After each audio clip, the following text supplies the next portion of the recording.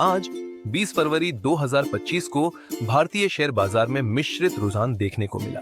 Sensex 203 अंक गिरकर 75,735.96 पर बंद हुआ, जबकि निफ्टी 19.75 अंक की गिरावट के साथ 22,913.15 पर समाप्त हुआ।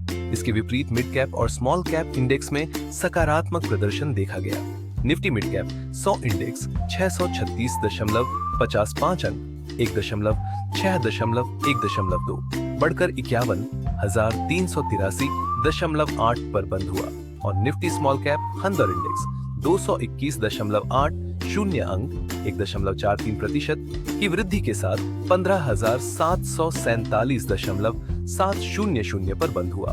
सेक्टोरल फ्रंट पर auto, metal, oil and gas, power, realty और पीएसयू बैंक सेक्टरों में 1.1% की तेजी रही, जबकि बैंक और आईटी सेक्टरों में 0.5% की गिरावट दर्ज की गई।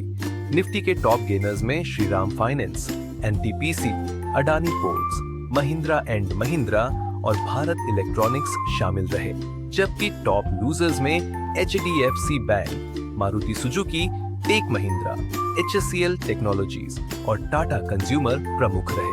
निवेशकों को सलाह दी जाती है कि वे बाजार की मौजूदा परिस्थितियों को ध्यान में रखते हुए सतर्क रहें और अपने निवेश निर्णयों में सावधानी बरतें। 21 फरवरी 2025 को भारतीय मिड कैप और स्मॉल कैप शेयर बाजारों में हालिया गिरावट के बाद कुछ स्थिरता की उम्मीद की जा सकती है। हालांकि निवेशकों को सतर्क रहना चाहिए क्योंकि बाजार में उतार चढ़ाव जारी रह सकता है। पिछले कुछ समय से निफ्टी स्मॉल कैप 100 अपने शीर्ष स्तर से 21.6% और निफ्टी मिड कैप 118.4% नीचे आ चुके हैं, जिससे स्मॉल कैप बाजार मंदी की स्थिति में है, जबकि मिड कैप बाजार भी मंदी के करीब है। इस गिरावट का मुख्य कारण विदेशी संस्थागत निवेशकों एफआईआई द्वारा बड़े पैमाने पर बिकवाली है।